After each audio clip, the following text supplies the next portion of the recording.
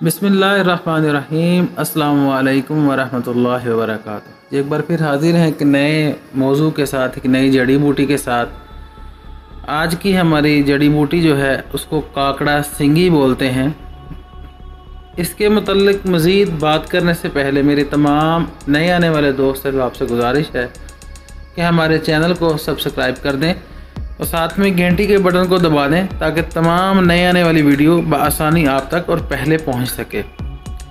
आज की हमारी जो जड़ी बूटी है उसको काकड़ा सिंगी कहा जाता है। बात करेंगे इसके मुतल्लिक़ फ़वाइद, इसका तरीका इस्तेमाल और इसकी खुराक क्या है और इसके नुकसानात क्या हैं। इसको गुजराती में काकड़ा शिंगी कहा जाता है, पंजाबी में इसको सोमक कहा जाता है और इंग्लिश में इसको गाल्स प्लस टाइका कहा जाता है। इसका जो रंग होता है ये सुर्खी माइल हल्का सा स्याह होता है और इसकी जो शक्ल होती है ये बकरी के सींगों की मुशाबत रखता है और ये अंदर से खाली होते हैं बिल्कुल। इसका जो मिजाज है ये खुशक है, गर्म है पहले दर्जे में और खुशक है तीसरे दर्जे में। इसका जो जायका है वो तल्ख और कसैला होता है। इसकी जो खुराक है वो 1 ग्राम से ज़्यादा 2 ग्राम, यानी कि चम्मच चाय वाले का जो होता है 5/6 हिस्सा सिर्फ इसका इस्तेमाल किया जाता है। इसकी जो मकाम पैदाइश है ये नूरपुर, पेशावर और हिंदुस्तान पाकिस्तान में भी पाई जाती है। अब बात करते हैं इसके फ़ायदे के मुतल्लिक़। ये मुक़व्वी मैदा है, मखरज बलगम है और ये बुखार के लिए भी फ़ायदेमंद है।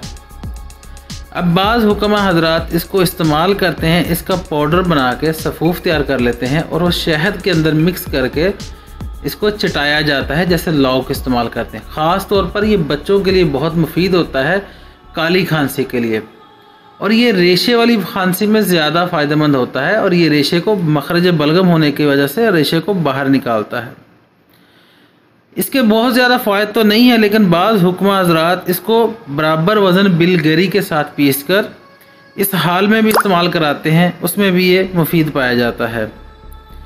अब इसका जो नुकसानात हैं ये गर्म होने की वजह से जो जिगर के मर्ज़ में पहले से ही मुब्तला हैं लोग, ये उनके लिए हल्का सा नुकसानदेह होगा।